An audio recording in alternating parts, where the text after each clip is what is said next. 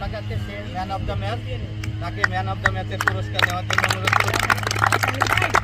নগদ 5,000 টাকা সহ ট্রফি। আসেন কাছে আসেন, কাছে আসেন। আরে এইটা 5,000 টাকা। তাকান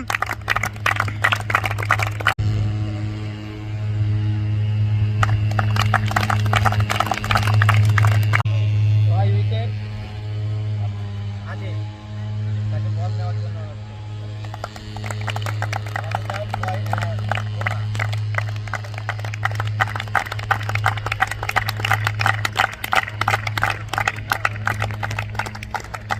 সবাইকে ধন্যবাদ। সবাই শুভ কামনা করে আজকে অনুষ্ঠান শেষ করছি। আল্লাহ হাফেজ।